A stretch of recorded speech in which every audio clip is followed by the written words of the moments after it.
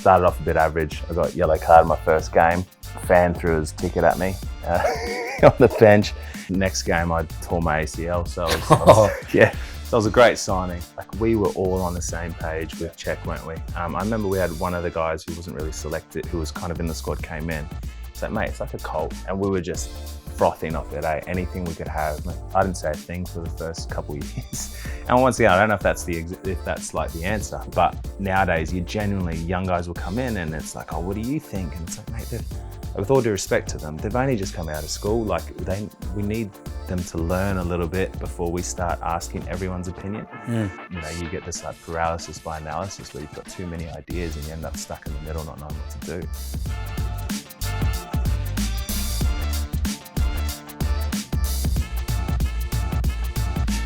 All right, guys, welcome to another episode of the show. Thanks for joining us, Matt. Good to have you here. Yep.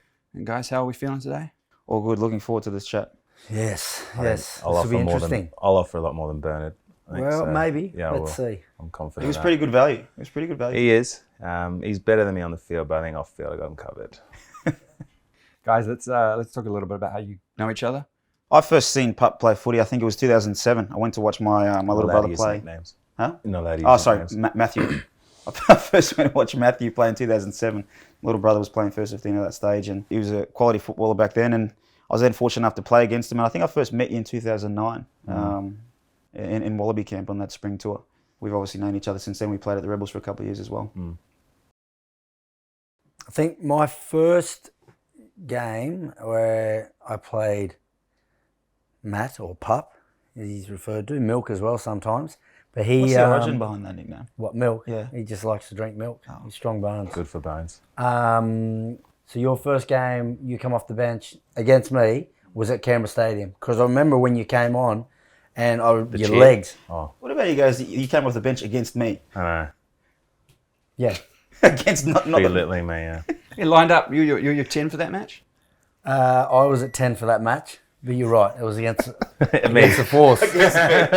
Against the force. But I remember just seeing Pup, his legs were huge. I was like, wow, who is this kid? But you didn't get an opportunity to run, so I didn't have to tackle you. You didn't do much. But that was the first time that I then obviously was interested, did a bit of research on Pup. And then first time we played together would have been when I came back to the Brums, 2010. Yeah. You came off the bench for Christian Leleafano, and that was in the number 10 jersey. Yeah.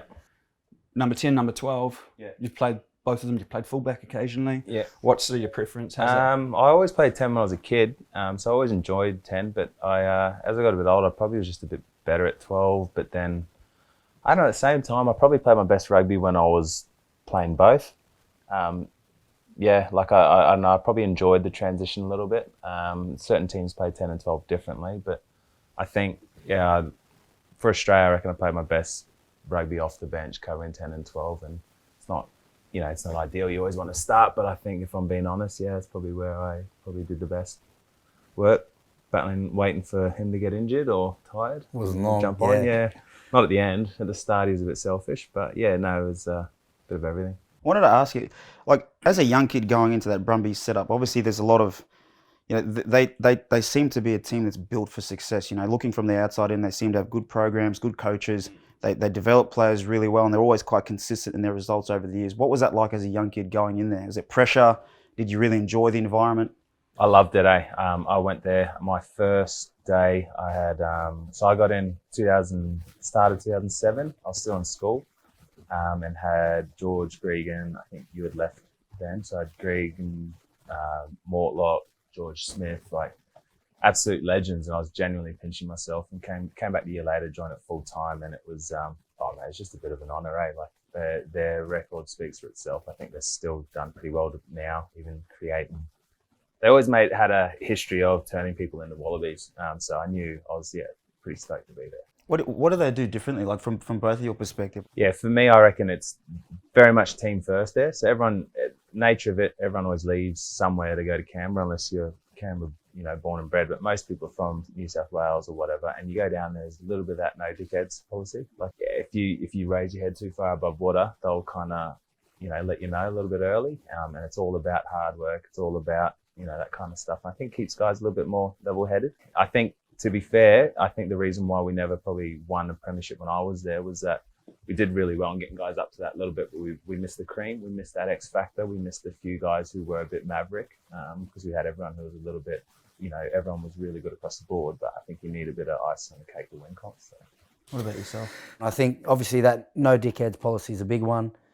You know that if you do well from a team point of view, that international honours will follow that. You don't need to stand out individually to make the Wallabies, but if you play well. So I think 2004 when we won it, out of the 23 that played, I think it was 17 of that 23 got picked in the Wallaby squad of 30. So it was like, it's a clear recipe that if you do well from a team, international honours will follow. So, Matt, you're not actually from Canberra though, are you? Apparently not, yeah. No, I wouldn't say he is. But why didn't you go to the Tars? Because I was in Queensland. Oh, you Queensland? Yeah, I yeah. thought you were So Sydney Tars boy. would be a little bit. Brisbane State High boy. Yeah. So why didn't you go to the Reds? Quaid was there. They also had a problem with like eyeing talent. We never signed good players. We allowed them to leave. We left. Like everyone kind of left, but Bernie had just retired in 07. So Bruzzy, Christian Leofano was going there, and they basically needed another rookie. So there was a bit more of a pathway there. So I went down there. Awesome. And looking at your start of your super career, as you said, you stayed with the Brumbies for a couple of years, but you also, in the middle of that, you went off to South Africa.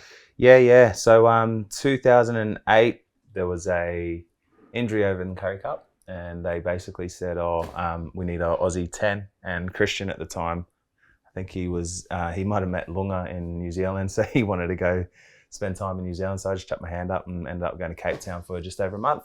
Played under Rassi, Alistair Coetzee, and they had like a star-studded team, but coaching squad as well. So a lot of the current South African setup was there. So yeah, super lucky. I reckon it was one of the most enjoyable rugby experiences I reckon I've had. So 1 month in Cape Town. Exactly, living right in the centre of with a view of Table Mountain. It's pretty good. From a rugby perspective, did you get anything from that experience that helped you grow your game as a young kid? I don't know about specifically in terms of skills, probably just a knowledge of like their passion for the game. I remember before we played one of the games, they had this little like Currie Cup replica thing in the middle, and they're all speaking Afrikaans. So I don't know what they're saying, but they meant it. Like they were they really meant it, and they're really passionate about things. Everything was about the physical game, which is obviously when you watch South Africans or you look at them, that's probably the case. But yeah, it was just really cool. I think also just the setup around it, they were super structured, super, things like kick chase that we probably never cared about in Australia because we didn't really kick the ball, but like their lines around kick chase, like everyone had specific jobs. And I think that's probably what they've always done pretty well, is that what you expect from certain positions in that. And being coached by a South African later and Jake White, yeah, that kind of flowed through for sure. When you first saw Rassi make Springboks coach and then Jacques eventually as well, did that surprise you at all? Was that No, for quite a while, I personally thought that Jacques was the best defensive coach I had in a long time. And yeah, his detail, passion, all that kind of stuff. And you see it a lot now. Like most of the good teams either have a rugby league coach as defense coach or a South African. And that's often because they are, they're very detailed, but geez, they're passionate, They just want to hit guys. So Jacques was, a natural fit for that. So that didn't surprise me at all. Yeah, and talking about hitting guys, you had a few good players in that team as well. I think you had Schalk was there with you. I mean, didn't have to play against him while you were there, but I probably had to tackle him at training a couple of times. Thank God. Yeah, he's exceptional, mate. Like if I think of the top 3 players I've played with in my life, he's in that, I reckon. Like he was very similar to George Smith, like kind of just chilled off the field, didn't really stress too much, did what he had to in training, but soon as he was super competitive, very smart like George, very physical and just a tough bugger, eh? So I'll still remember like Jim, he hated Jim. I remember they just told him he didn't want to turn up, but they just said, listen, you've got to at least go. Come, yeah. So he would go in, he'd get a couple 10-kilo things on the shoulder, and then he'd just ask for a coffee. Like it just wasn't a part of his nature.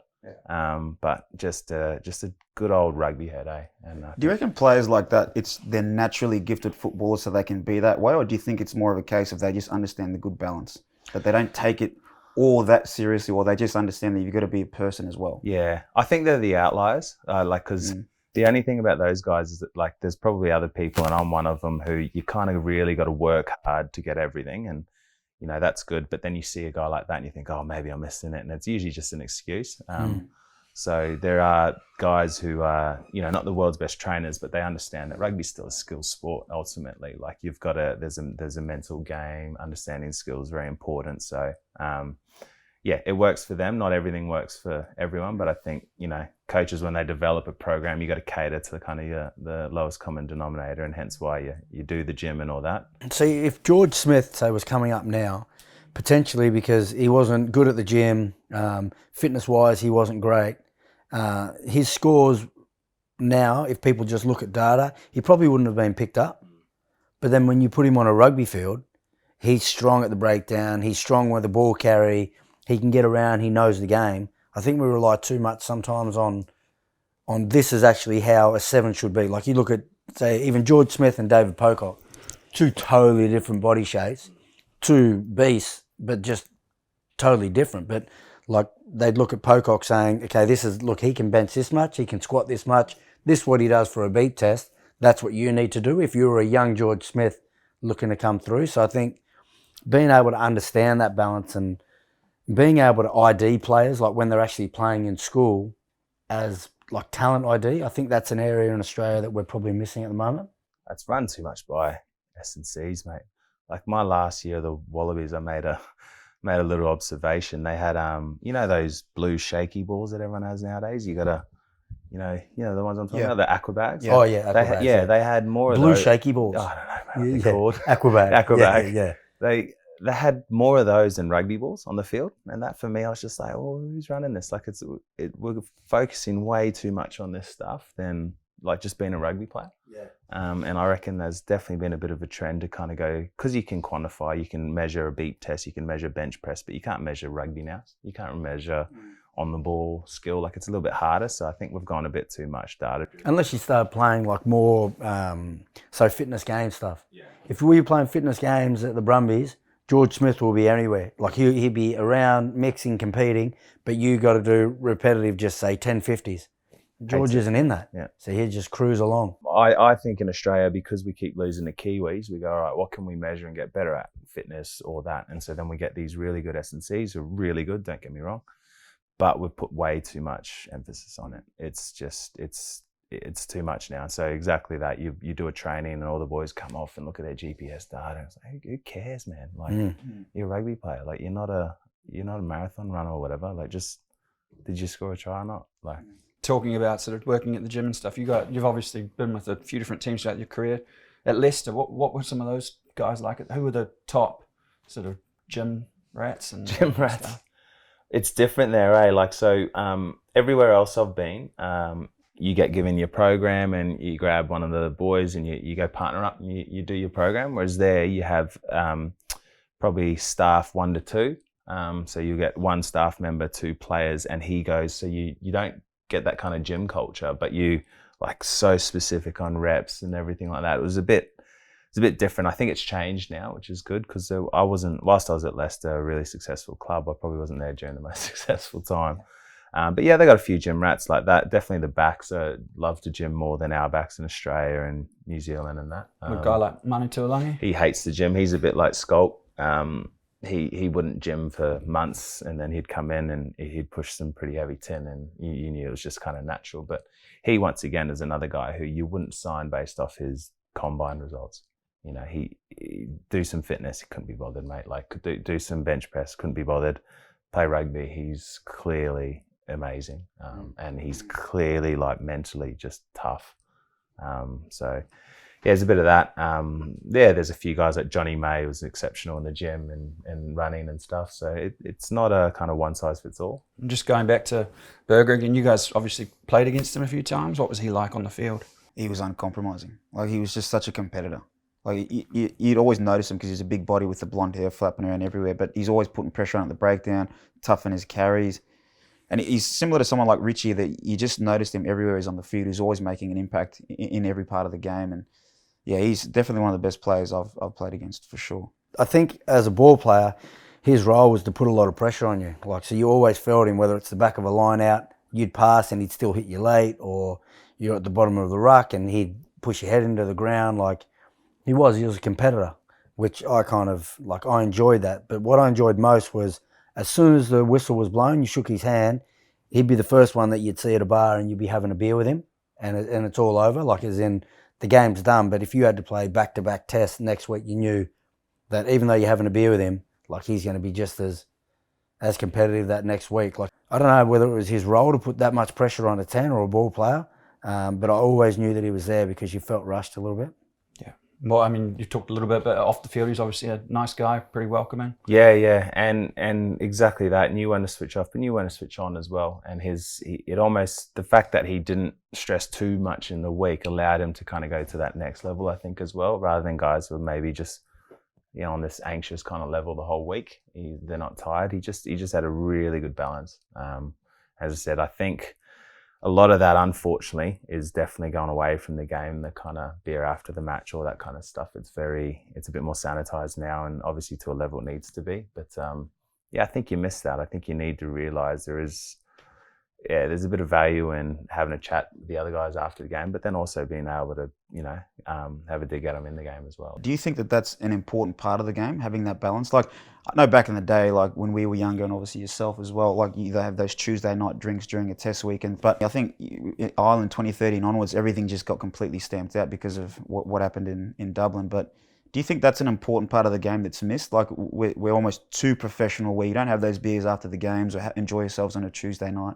It's what happens when the S&Cs run the game. Like, ultimately, because, you know, strength and conditioning has often been it's a science bred from, like, you know, just looking at numbers, genes, all this kind of stuff, but you don't actually look at team dynamics. You don't look at stress.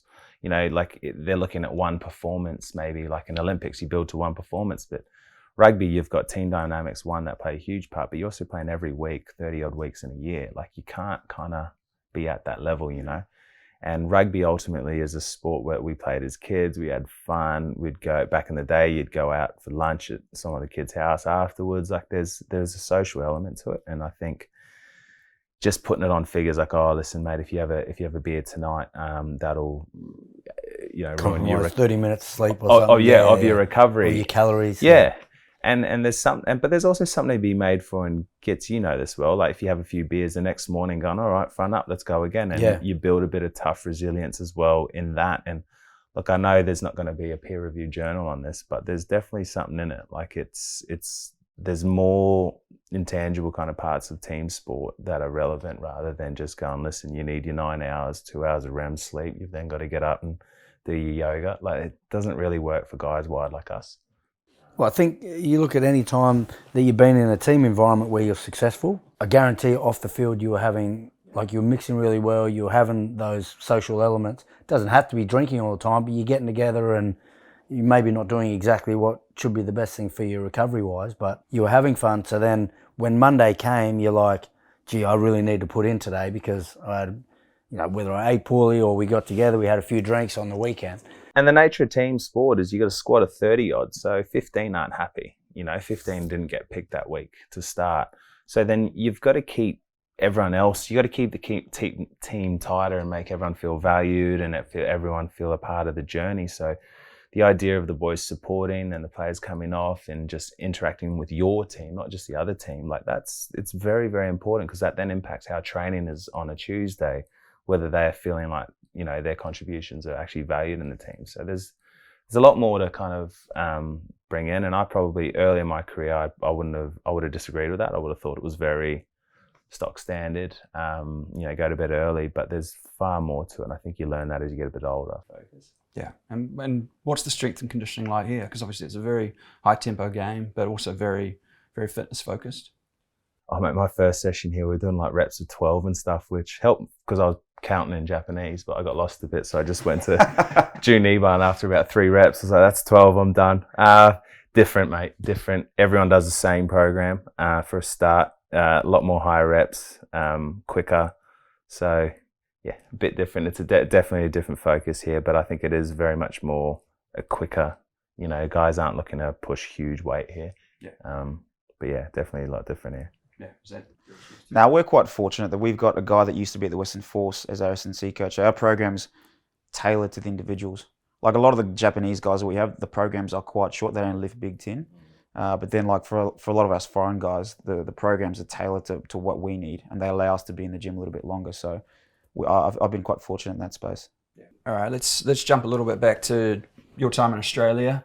You went over to Africa, came back over, had a few good seasons with the Brumbies, and then 2014 was really sort of the top season you guys had. What was sort of the difference that year? 2013, I think it was. Sorry, 2013. Yeah, 2013. Yeah, well, mate, basically we had Jake for 2 years, and we had a really young group of players. Everyone just super keen, would just eat up everything he said. He knew what he wanted out of you, and really good culture as well. So Laurie Fisher was there, Stephen Larkham, Jake. We had Dean Benton, head of strength and conditioning. So really, really good program. And mate, we didn't play the most exciting brand of rugby. I think Will would attest to that. But just a tough group, really. And yeah, we got to the final. We beat the Lions that year, got to the final. But similar to what I was saying earlier, we probably didn't have that X factor. We had a lot of really good footy players, tough footy players, but just didn't have that kind of, needed probably a couple Mavericks in there that would kind of break the rules every now and then and allow us to score a little bit more. But I think all things being considered, you would say we probably achieved our potential that year as well. Like beat the Bulls over in Pretoria in the semi-final. Like, notched up some pretty cool wins. Who'd you play? Was it Chiefs in the final? Yeah. I thought you had a chance to win that game, didn't you? You guys were up like 20 points at half time, weren't you? We did, and then Clyde Rathbone made a break, got ankle tapped, and then Sam Carter still swears he scored, but it was said held up, and then they just went bang, bang, bang, and got us. But we're pretty close. Yeah. We're pretty close. But once again, we kind of overachieved, I think, there. Like the fact that we had to play in an away semi-final, which was partly my fault, actually, because we should have had a home semi-final. And then against the Force, we lost the game. They kicked a goal. We're down by about 3, and they kicked a pen to go up by 6. He missed it. I caught it in the end goal, and I forgot to put it down. Oh, that's the one you threw it forward. And I threw it to Tavita on the 22. So it was about 25 metre forward pass. That must be a record still, sure. Yeah, it has to be, mate. and then they've gone, oh yeah, and then because I'm just trying to speed it up, thinking if we get down there, we win, and then we get a home semi. We didn't get a home semi, and someone's come up and gone, tap me on the shoulder, he said, hey, you forgot to put it down, mate. Yeah, so that was a bit brutal. So yeah, we had to travel to Pretoria for that. So. Do you cop a bit in the changing rooms after that? I copped a bit next week when we played in Canberra Stadium. They kicked the kick, missed it, and I grabbed it and I put it down, and the Canberra crowd all started clapping me. It was brutal. No, I think it was too early at that point to give me shit. But yeah, that week, obviously. Yeah, and that final you played, were you playing 10 or 12? 10. Yeah. So Christian and myself were there, 10 and 12. But like we kind of mixed a lot anyway. Yeah. Like he kicked goals, I'd do restarts. He was often at first receiver, so we're quite similar players, to be fair, Christian and I. So it kind of worked all right. That 2013 final, one of the guys who came on and changed the game for the Chiefs was Bundy Aki. Obviously, he's gone on now to play for Ireland. Did you face up to him during that game at all? Do you remember sort of what that was like? He was always a very good player. Being stuck behind, Sonny is probably gonna. Stunting your growth a bit, same as being stuck behind Matt Giddo does a little bit. So yeah, you could have played 10. Yeah, I was 12. I wasn't good enough. That's the real answer. There you go. No, look, he's a good footy player, and it's not a huge surprise to me to see what he's done over in Ireland. Yeah, that team, like I remember you saying that, like I could attest to the way that you guys played the game. The one thing I really enjoyed how you guys played was you played probably more like test footy. Like it was about territory, field position, set piece. I actually really enjoyed that style of footy. Do you think that that's something Australian teams probably need to be better at super level to be able to transfer as far as like the mentality to play test footy at a probably better standard? Yeah, I think it probably goes to a different point that I think Super Rugby style doesn't win Test Rugby and vice versa. I think there'll be some coaches who I think are probably better coaches at test level than Super, because I think Super is a little bit more open. It's a longer season, week to week. You play the Kiwi teams where there is a little bit of misunderstanding that we are just going to have a little bit of a crack here. So we did well that we stuck to that. The South African teams are also in the comp then, so you're probably playing a few more teams that are a bit more structured.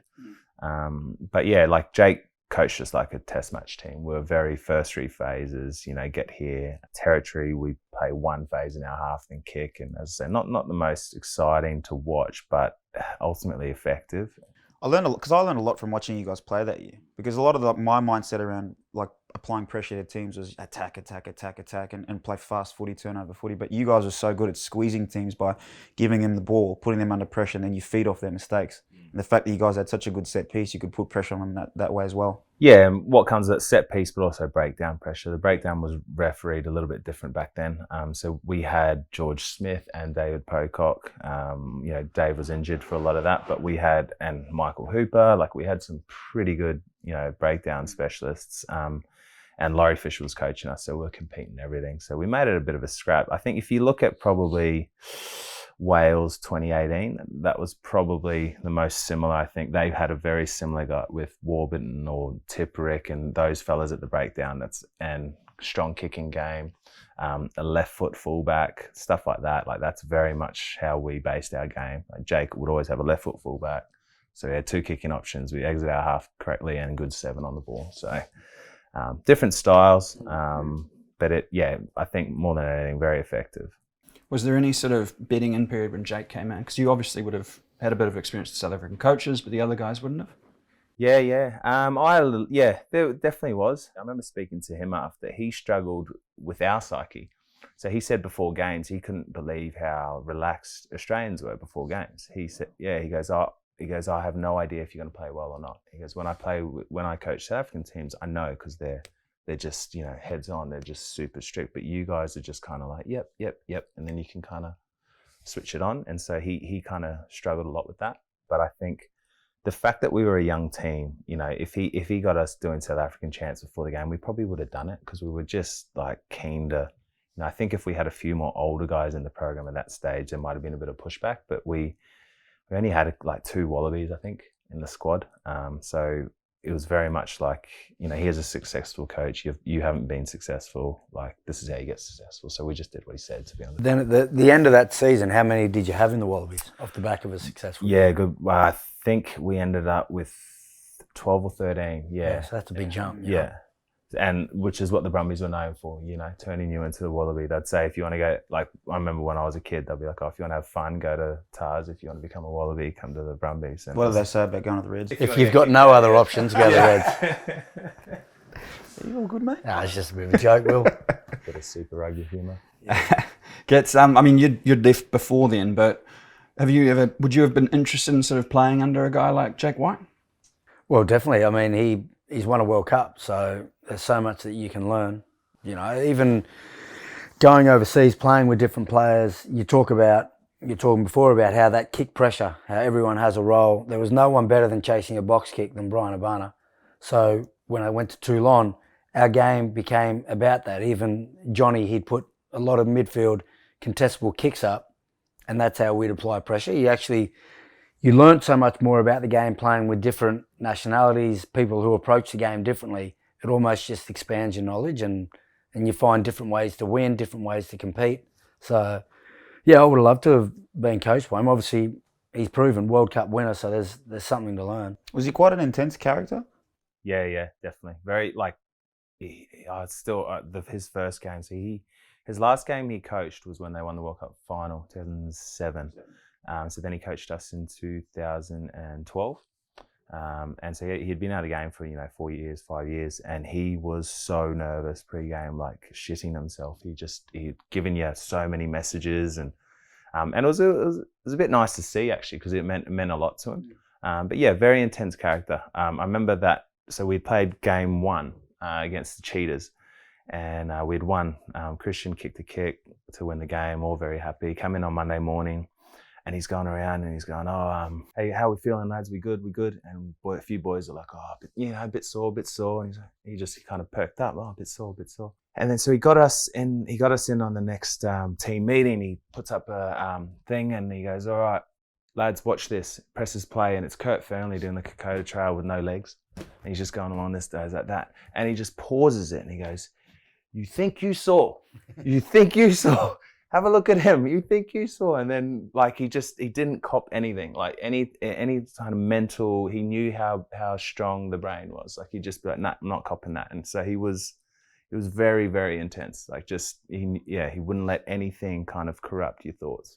With coaches like that, I'm interested in what both you think, like that are quite intense. Is that something that's sustainable for a long period of time, or do they have a use by date where it's like, oh, we can't keep dealing with this level of intensity? That's a loaded question. No, it's you know the answer. Yeah, no, but it's interesting because you've got coaches like Cheika, Eddie Jones, like similar personalities where they're big personalities where they've got to reinvent themselves and find that balance. Yeah. No, I agree with you. I know what you're saying there. Yeah. I agree with you. Yeah. Even though it was a question. Yeah. No, because I know what he's saying. It's loaded.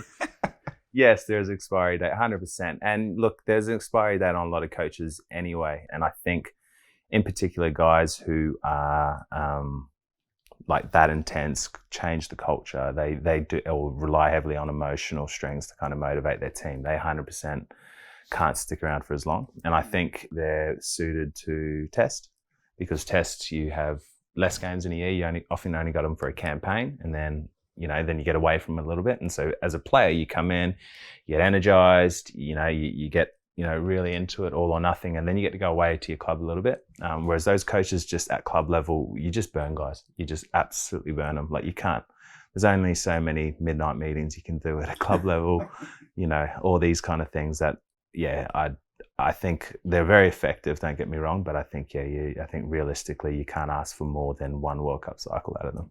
How often can you keep motivating someone, really, by doing that? Screaming at them. If I get screamed at every morning, you look at the kids, if I screamed at the kids every morning, by the end of the year, it doesn't have the same effect. I think with coaching, it's similar. If you're constantly getting screamed at, like there's going to be a point where you're just like, it actually doesn't resonate with you. I know you're angry and you're screaming at me, but it doesn't get a reaction out of me anymore. But it is effective in the short term as well, though. Like you think of 2015, like we were all on the same page with Cheika, weren't we? I remember we had one of the guys who wasn't really selected, who was kind of in the squad, came in. It's like, mate, it's like a cult. Like you blokes are just, and we were just frothing off it. Anything we could have, write down these messages, what you're gonna do for your family. Like it just all was, it was effective. Well, it's understanding it. I think the biggest thing was I knew, like, we were understanding each other's why you play the game. And you become connected to that. It was almost like, to say, most people it was for their family, but then when they got up and told their story or you saw photos, you then wanted to give more because you knew how much it meant to that person. Like Cheika really connected everyone well for that World Cup. But then if he was to do a similar thing the next year, it's kind of lost its purpose. Like you need to find now a new thing for everyone to buy in. I guess that's why I find it interesting because, he did such a great job coming in.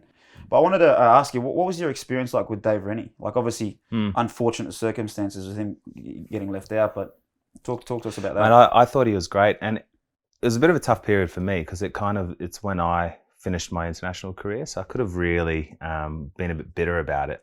But the thing I liked about him was he just told you straight. Like, he just said, listen, mate, you're not playing good enough. I need you to do this, blah, blah, blah. But he didn't yell at me. He just kind of gave it to you straight. He was a tough man, like a real hard man, but maybe not a screamer or anything like that. And that probably resonated more with me, whereas other guys probably get more motivation by being a bit more direct. But mate, I thought he was great. I think he inherited a pretty fractured team at the time. I think he's left that team in a better place. I think if Eddie does well, he won't get much of that praise, unfortunately. But I think those in the know that I think he's definitely left it in a better place. The relationship between Rugby Australia and the super clubs now, there's actually good alignment in it, or better alignment. You would have known back in the day, like you'd literally go from club to national duties and you'd be doing a different gym program, playing a different completely way. Wouldn't have had whereas now it's kind of, you're in contact with them weekly. There's a little bit of, you are preparing for the Wallabies, and I think those things will help Eddie a lot as well. So I think, mate, complete respect for Dave. I understand why they did it, but I think he's an exceptional coach, and he'll do well wherever he goes. What's your take on the current playing group that we've got within that setup? Like, what are the areas that they can improve? Is it rugby IQ, skill level, game understanding, game management? Where can we improve to take us to the next level? Yeah, mate, we've got a lot of really good players, but I think we're still quite young and immature, if I'm being honest. Big telling sign for me was during the. I think we lack a bit of like, I don't like the word leadership, but I'm going to use it anyway. I think we lack a little bit of like, but personal leadership, maybe where guys don't kind of show any personal initiative. They've come out of programs when they're 15, get up this time, do this, do that. My agent takes care of this, and they don't really have to actually show any kind of initiative to go and grab something. And that became evident for me during the pay dispute, actually, during COVID, where we essentially got offered, 30% of our contracts or whatever. And a few of the older boys blowing up, we're trying to do this, that.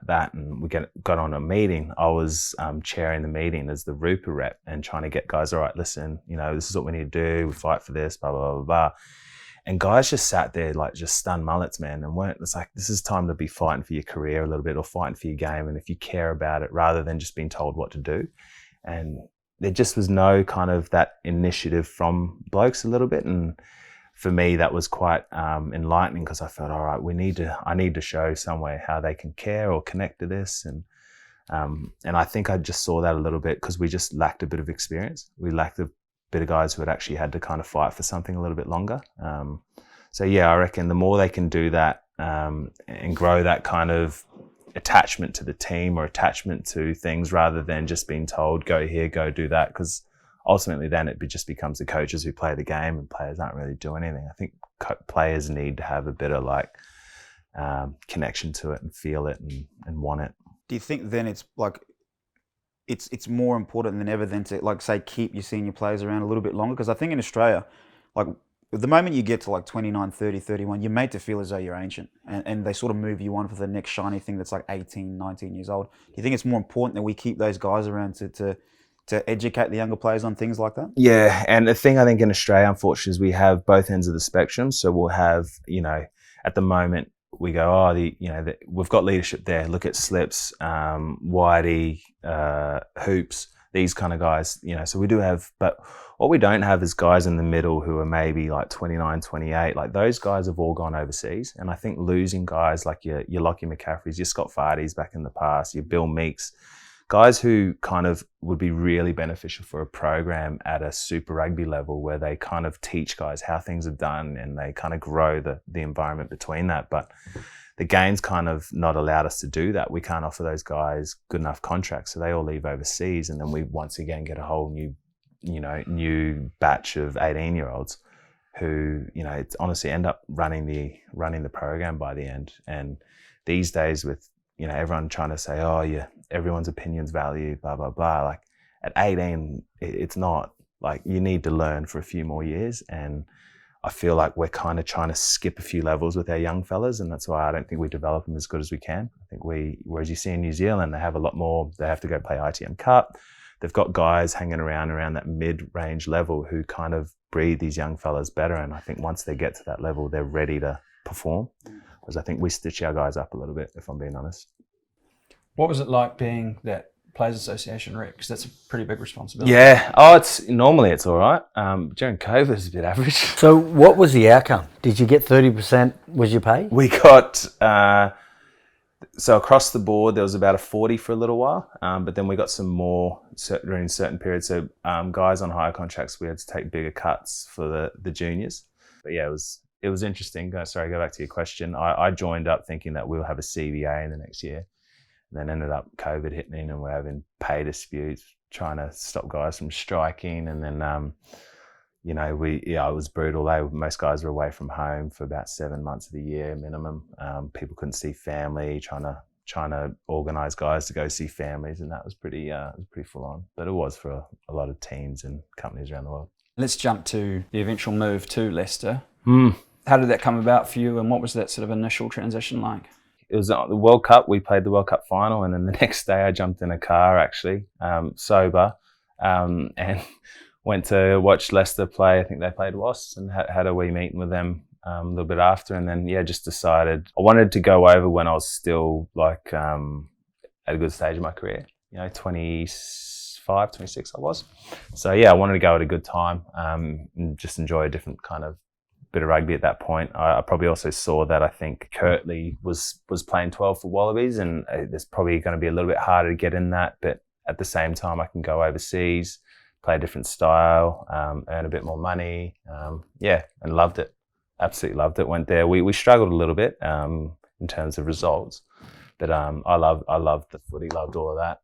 Started off a bit average. I got yellow card in my first game. A fan threw his ticket at me on the bench. What did you get carded for? Tip tackle. And then next game I tore my ACL. So so it was a great signing. I actually remember speaking to the CEO after that, and he said they were debating for quite a while just to cut me after that. But it's brutal. It is though. As a foreigner, it's almost like once you go overseas, you've almost got those first couple of weeks to make an impression, to show that you're there not just for the cash. Whereas if you get yellow carded or you play poorly, then you get injured. It's almost like, this bloke, he's taking the piss, when really that's not the case. I remember after the 2015 final, I went to Paris, and I'd played 3 games and I'd had surgery. I was out for 7 months. And then the way they do rehab over there, you don't do it at the club. You do it at like a different facility, so you don't see anybody. And then so the sevens tournament was played at our stadium, and I went there to watch, and I was sitting with one of the Tongan boys, and he goes, don't worry about what the boys are saying about you. It's all good. And I was like, what are they saying? I was like, what are they saying? He goes, and he was like, they don't know why French. you're getting paid all this money and you shouldn't be here at the club. And I was like, fuck, I haven't seen anyone. But you understand the pressure is there, because if you're getting paid that money as a foreigner, you got to turn up, make an impression, and perform. So I did my ACL, and then I was didn't know what to do a little bit. Obviously felt a bit shit, but I couldn't control it. So then I went and bought a commercial coffee machine, and in the kitchenette, the Leicester kitchenette, cleared it, got it plumbed in, and then I got some beans delivered weekly, and I started just making coffees for the boys in the morning. And then I ended up teaching quite a few boys how to make coffees and that, and ended up becoming a thing. I think it still is a thing. So I think they might have thought I was an all right bloke after that, but it genuinely, like, you do feel like you're chasing your tail, or you're trying to prove yourself that you're here for the right reasons. So it is an interesting one. Do they have any different like traditions or initiations in Leicester? I remember you telling me one time that you have 2 different change rooms, like senior players and rookies. Like they, a lot of teams have like, you got to sing a song, the team song naked or whatever like that.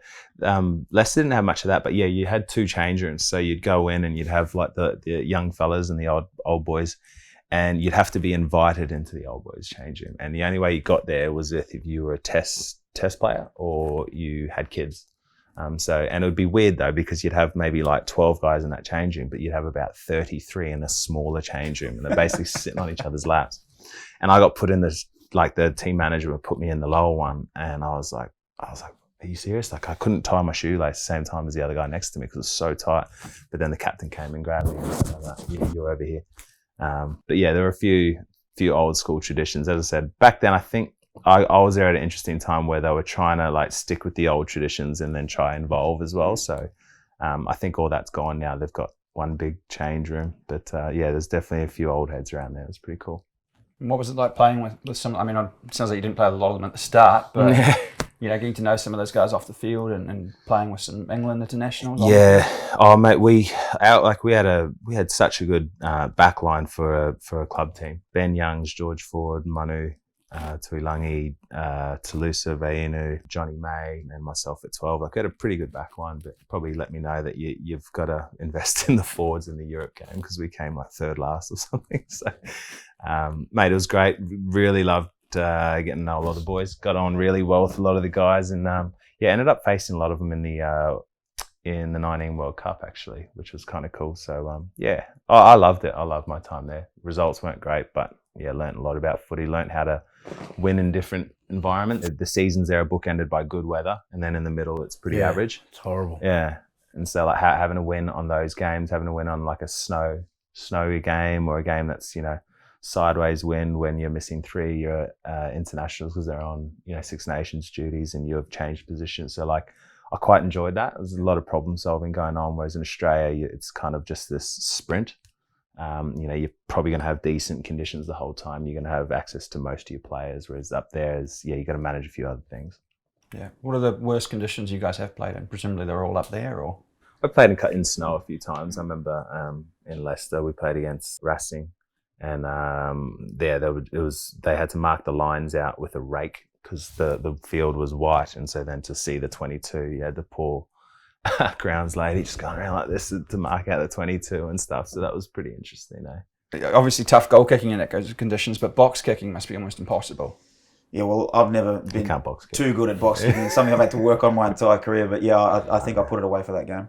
I think the hardest thing is just if you've got a game plan that's expansive, but there's dew on so Canberra sometimes it would get cold and it'd just make the ball slippery. But on TV or to the public, it looks like the ground's impeccable and the ball's not slippery. It's that dew that's hard. Brisbane's the worst. The humidity as well. Early on. Yeah. And when you play in New Zealand, it might be a bit of wet, but they spray this fertilizer on the field. It costs over $10,000, which makes the ball grippier. And they do it for all the test matches and stuff like that. Whereas in Australia, we only do it for like the big tests. So the ball's so much more slippery, especially in Brisbane. It always does my head in as a player because people are watching TV and as you say, it's all sunny or it looks like a beautiful night. Oh, but this bloke can't catch the thing. Yeah, there's a bit of dew and it's like, geez, these blokes suck, But yeah, the Kiwis have got this nice little fertilizer thing that they spray on the ground. How do you know that? How did you find that out? I just know random stuff. Yeah, I enjoy rugby. That's not rugby. No, they spray it on a rugby field. Yeah, right. Yeah. But it's fertilizer. Yeah, on a rugby field though. Rugby fertilizer is called. Yep. Just looking at that time in Leicester, you had quite a few coaches during that period as well. Like you've played under so many coaches throughout your career. Yeah, I met one fella. At the time, I didn't know him that well, but I shook his hand. Scott Anson, who now coaches Crusaders, went on to coach Japan as well. Got there on the Thursday. Speaking of initiations, I had to run a bronco in front of the team after one night's sleep. Like literally, they just said, "All right, welcome to the team." Run a bronco, and the whole team watched me run a bronco. It was awful. How'd you go? I won because it was against me. No, they had a forward with me. Yeah, your time 4:50, I think. It was all right, just straight off off the plane. That's not bad. But Scott Anson said hello, and then on Monday I come in and they said, so Scott Anson's no longer with us, and I thought he was a player. I didn't know because I'd literally just met the guy and say, literally had been there for a couple of days, and he got fired, and then Aaron Major got fired later that year, and then Richard Cockle got fired later that year. What, in the 1 year? Yeah, man. And then Matt O'Connell and Party was coaching us by the end of the year, and then he got fired a year later, and then they gave the job to Jordan Murphy, but then they had fired Mike Ford had come in, and they were always a bit sketchy of him and his intentions, but I thought he was an exceptional coach. But Mark Bakewell got fired, Phil Blake got it was brutal. It was honestly never the player's fault. Never mine, that's for sure. Yeah, I was. You didn't play that for well, what can I do? Yeah. But no, it was pretty full on. It was very much like a football culture. Like easy to fire the coach and a few of the players. So and they did that there. So and you had a few personalities at that club as well. Guys like outwardly looking at guys like Alice Genge and stuff. What were they like? Genji was great. Like if you said to me he'll be England vice captain or captain in a year or so, you'd probably go, I don't know. But he's one of those guys we spoke about Mavericks earlier on, and making sure there's a space for them. He's one of them, I think, because he was a big gamer back in the day. So he would often come to training or to games, not slept, not eaten, in his slippers. And he'd be like, bro, what are you doing? And he'd just been gaming the whole time, got some Uber Eats the night before, and just play. And but he would play with heart and passion and all that. And he just, and he loved it, and he was competitive, and he's tightened up a bit on those things. But people do follow him, that he is a little bit he is a leader in that sense. And I think just because he wasn't there on time, dressed appropriately or whatever, people often think, oh, he's not a leader or whatever. But not really on time's tough though. That I'd find that hard. But like you can change that. Do you know what I mean? Like you can turn a guy who's a bit tardy to get them in on time, but you probably can't turn a guy who gets when the lights are on gets afraid. you can't make them big game plays. Whereas I think often we will get rid of guys like Genji, whereas he's got so much more to offer, and he's shown that now. Like anytime there's a big moment, he steps up, and I assume he turns up on time now with the right footwear. But he's great, mate. He was an awesome fella, and good guy to play with, and he would be even better now, I think, because he's obviously at the peak of his powers, I'd say. Yeah, and after a few years over there, you made the decision to come back to Australia. So I was over there, and then Cheika basically said, come back. And I was loving Leicester. I wanted to stay, but I just thought, I think I've got a few more games in me, like a little bit left. So it was a bit of an aspirational thing. And then once I basically said to him as well, like, you don't want to come back for free. Like, you're on a pretty good deal over there. And so he gave us a decent contract and came back. We had the 19 World Cup. Wasn't great, but then a few more years at Melbourne after that as well. So I was definitely happy with the decisions, what I wanted to do. I felt like I still could contribute at like an international level at least. So I think that would have hurt if I didn't kind of scratch that itch and end up getting to 50 caps, which was kind of been important for me, I think. Yeah, and things a little bit different at Melbourne compared to when you were at Brumbies in Canberra? Yeah, definitely. Melbourne's an interesting one. Like a lot of really good people, ambitious people, but ultimately not a rugby town. And the setup of it wasn't kind of conducive to rugby at that point. You're always battling for facilities, sharing the field with Melbourne Storm, and that was exacerbated as well during COVID because basically we didn't have a field to train on, or we didn't have a gym, so we had to go use like the aquatics in the gym and wearing masks and all that. So that probably got it was more pronounced during that period how little pool we have in Melbourne. But yeah, like I said, a lot of really good people there who want the city to do well, want the team to do well. But I think ultimately it's a tough battle there, as Willie knows. Is it possible to turn that city into one that can fully get behind the rugby? Melbourne Storm, you look at them, they probably have I think they've got less juniors than rugby. So league has less juniors in rugby than there. So we've definitely got a culture there that does all right. But you've also got the choice of 15 teams, and a few of them are going to be winning. So if you put Rebels in there and they keep losing, you're not going to pick them. So I think ultimately it needs to be success. And they've had various ways about doing it. They've tried to sign heavy in terms of players. Early days, Cipriani, and just sign guys who are there for the money like Genia and all that. Whereas, you need to probably build a bit more around that. So I think, ultimately, if the city wins, 100%. You see when Wallabies games are there, it gets sold out pretty quickly. So people enjoy their rugby. There's a big expat community there as well, Kiwis and South Africans. So I think they can, but they just need to win.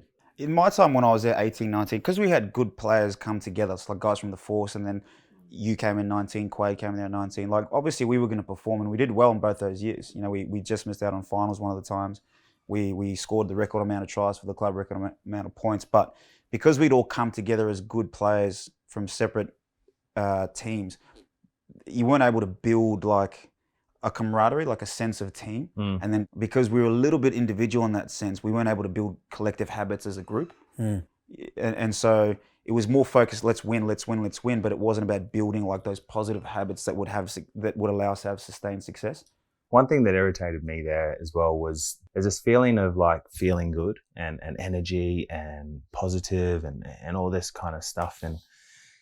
There was always this focus on that, like, let's bring the energy up, let's do that. But it's like sometimes you need the hard word. Sometimes it needs to be, listen, that wasn't good enough. You need to be better. Like it's standards every day. How you do something, how you do everything. You finish that rep, you get up on, you turn up on time and all that kind of stuff. And I found we probably got a little bit sanitized, and it was a little bit nice, a little bit friendly. And I think high performance there needs to be a sense of tension in the environment. There needs to be like, I'm trying to perform for that. I'm a little bit scared of the head coach. We lose a game on Saturday, I come in on Monday, and I don't really want to make eye contact because I'm a bit embarrassed about how I performed. And whereas I felt that we didn't have that, and I felt we were very, and I don't know if that's a modern thing as well nowadays, where I don't think guys call each other out as much as they used to. I don't think there's as much tension now. It's very much focused on, positivity and all that. And yes, I think there's an element in that, but I think in high performance, it needs to be bred on some like rock hard foundation of hard work, consistency,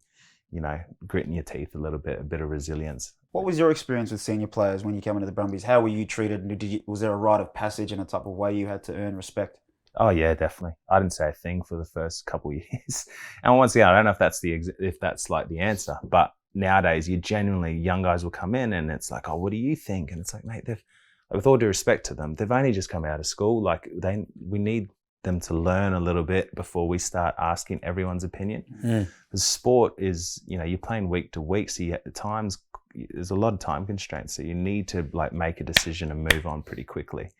And if you keep kind of, you get this like paralysis by analysis where you've got too many ideas and you end up stuck in the middle, not knowing what to do.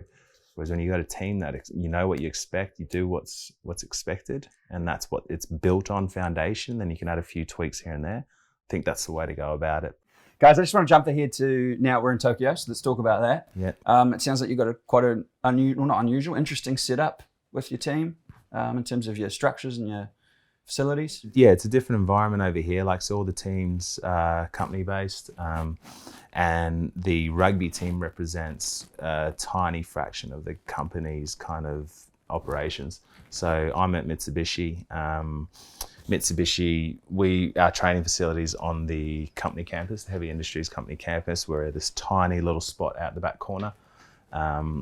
And during training, we have army tanks, we have planes flying over, and basically, I didn't know, but Mitsubishi builds heavy duty armorware or whatever. These aren't Japanese secrets you're giving away. I hope not. Yeah, we'll find out. We'll probably get bombed soon. But no, there's all sorts of things going on. Certain days we can't have the drones flying above because they've got their own drones.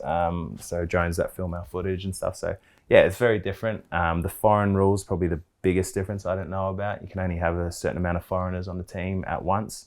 So the makeup of that, you've got all teams have different budgets. So whilst there is technically a salary cap, it's not necessarily a fair level playing field for every team. So whereas in Super Rugby, you want to win every game, you want to come top four, all this stuff over here, it's a little bit different. You got to take a few more things into context in terms of how many foreigners you can have on the field, how much money that club's actually spending that year. And yeah, it's been interesting, but I've really enjoyed it. There's a lot more problem solving for sure. Yeah, and you're living out here in Tokyo? I live south in Chigasaki, it's called.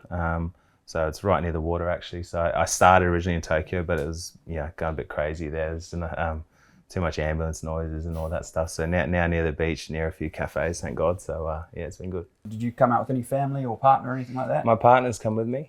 So she's probably found it a little bit harder because we go into rugby training every day. We've got 30, 40 blokes, half a dozen to a dozen foreigners. So you can kind of share those experiences where you paid for something in yen, you thought it was 100, but it was actually 1,000 or something. Like, so you can have all these mess ups and whatnot. Whereas, she probably doesn't have to learn the language as much, but she gets lost more and all that kind of stuff. So it is interesting.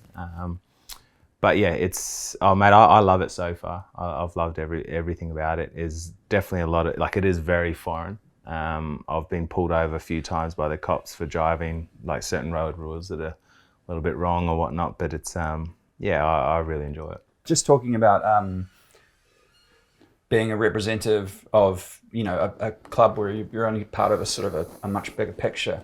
Does that change your behaviour? Like, do you feel like you have a different standard to uphold? Obviously, in Australia or whatever, you're still representing the Brumbies or Reds or Rebels, but is it different over here? Yeah, I'm a loose cannon usually, so I just have to rein it in. No, I think years of playing professional sport at home, like, you kind of get used to that. You're probably a bit more conscious of like wearing your mask or crossing a road. Like, don't jaywalk and stuff. So little things like that, but just don't be don't be silly. Also, if you get into trouble, you can ruin these other blokes there, their income, like their families that they're supporting. Whereas in Australia or France or any other country that you're contracted to, if you do something stupid, you get sacked. That's it. So your own decision just affects you. Whereas if you do something over here, because you're representing, the company, and rugby's such a small part, if there's any issue from rugby that could be detrimental to the integrity of the company, they'll just move it and just park it for the year. So then these guys, you're costing a lot of people. So you've just got to be smarter, I think, around things.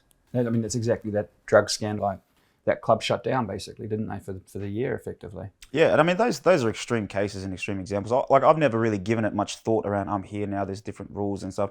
You essentially just go about your day as a professional footy player. You've got a level of discipline that you not only apply to your profession but to your general life anyway. You're not out there. I mean, well, most of us aren't out there getting on the beers and doing drugs and doing things that can get you in trouble. So yeah, you do have company employees that you play with, and other teammates that you play with, and if you do bugger it up, yeah, the whole program's at threat. There's a team right now that, you know, allegedly trashed a bar, and that company now is shut down and they're not playing. You know, and all these guys, there, you know, would have been half a dozen blokes who got into trouble. They've put a lot of other livelihoods at stake. So yeah, there's definitely a cultural element that you have to be aware of. What was sort of the most unusual things or unexpected things when you first arrived? Did you kind of know what you were getting into? I didn't think the language barrier would be as hard. Don't know why. Like, idiot. I assumed that there would be a lot more English in Tokyo. Yeah, I think you're just ignorant when you're from Australia. You just think, I don't know. It just did. The onsens, they're different. you can't go in with tattoos. You can't go in. I get banned from heaps of onsen. I went on one onsen recently, actually, with a long sleeve top, but then no bottoms. I look like, mate, it looks so weird. Just walking around like that. I still got kicked out for wearing a thing. No bottoms. Yeah. Yeah. That's just the children's part. Yeah, I was just about to say that was the gym.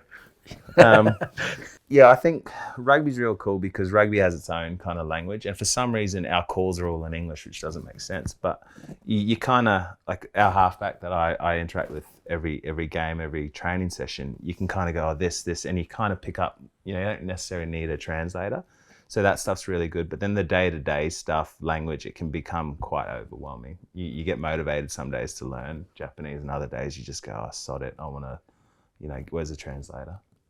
And I mean, we were talking to Bernard recently, and he was saying that, I mean, he had Ryan Crotty outside him at 12, who was always talking with him. And obviously throughout a lot of your careers, you have, you know, good guys inside you who are giving you sort of calls, but that's obviously a lot more difficult when you speak different languages.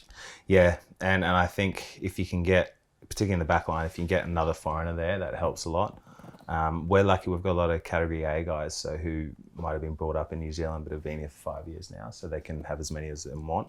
So we have quite a few English-speaking guys there. But yeah, it is, and honestly, some bits are difficult because we have some younger guys who are a little bit nervous around you, like because you're older, and as I say, that respect stuff. So sometimes you'll be yelling at them, like yell at me, tell me where you want it, if you want the ball, and they are quite respectful. So just creating that, it's important that you spend time with them off the field and you get comfortable with each other, because yeah, it can be an impediment to performance if it's not dealt with. So for probably the first half of your career in Australia, you were effectively known as Matt To'omua. That was the way it was pronounced in commentary. Then I identified as Islander. There was a push later on, you know, to actually, and then you were Genia for a long time as well. That changed. I identified as Islander. Yeah. I mean, does that make a big difference for you guys actually when they start trying to pronounce your names correctly? Honestly, for me, not massively, but for my dad, it was huge. Yeah. So dad hates me being called Matt. He always calls me Matthew. But names in Pacific Island culture it tells, like, if my dad knows another Samoan's last name, he'll straight away know what family they're from, what village, and their story and everything. So to them, yeah, it means a whole lot. I grew up in Australia where you mock people's names, you know, you mock their last names, and that's almost seen as endearment. So I probably grew up with that, where I don't really mind too much, but I do see how it is really important, particularly for a lot of the older guys. And then it just shows a little bit of respect that, you know, they're trying. But yeah, I'm not too fussed, but I know, like, yeah, I know a lot of the older guys, when they hear my last name being pronounced correctly, it means a lot to them. Yeah. What about for you, Will? I wasn't bothered by it, but exactly the same. Like for my parents, it meant a lot that they were saying the name correctly, because name carries a certain level of prestige, like where we come from as Pacific Islanders, because it demonstrates where you come from, your ancestry, and things of that nature. So I wasn't fussed, but I did appreciate that the commentators did make the effort to learn to say it properly. I don't even know if they still say it properly, but yeah, it was nice that they made the effort. Yeah. And Matt, for you, I mean, growing up in Australia, I think both your parents were from outside Australia. What was that? I mean, in terms of, you obviously represented Australia, represented the Wallabies, but they'd come elsewhere. Yeah, so dad's Samoan, mum's Kiwi. So I supported the All Blacks like when I was younger, but then I kind of realised, and that was because a lot of our community at the time were all immigrants, so we kind of, you know, felt like expats or something. But then realised, you know, I've schooled in Australia and all that, and you know, yeah, I'm Australian ultimately, so that was always different. Nowadays you see it's a little bit more now, there's a lot more Islanders who have come here, but I think it's pretty cool seeing a lot of like Islanders support the Wallabies. That would never happen in the past, like you would always only support the All Blacks, whereas now you've got some, a lot more, you know, brown faces playing for the Wallabies, which is really cool, and it's sometimes even captaining them, so it's, yeah, it's pretty cool. Yeah. Next year you'll be eligible to play for the All Blacks. Yeah, and I'm sure I'll get picked too. And Samoa. Samoa apparently too, yeah. Is that something like you would ever consider playing for Samoa, like to make your parents proud? Oh, God, I hope they're proud. If they're not proud now, Jesus. No, but you know what I mean, like representing your heritage, like it's important to. I don't know, I've always viewed it a little bit differently. Like I see myself as Australian, and I did that. I also think of if I did get the opportunity to play for Samoa, that I'd potentially be taking a jersey off another younger fella. But then I think, oh well, but are you helping the team, and is that how you're contributing to the team as well? Like, so I'm a little bit torn on it. I'm a little bit old school, where I think you play for one country, but then I do understand that there is a, you know, in terms of growing the game, there's a role you can play there. But yeah, I'm a little bit worried about that if I did play and there's another young 10, that you're actually impeding their growth a little bit. Awesome. All right, guys, I think that's about all we've got time for today. So thank you again for... Beautiful. Need Good a on wee you, pup. again. Well done. Thanks, Pup. Yeah, mate. thanks, Cheers. Matt. Thanks for coming along. Appreciate your time. No problem. You give me a lift home.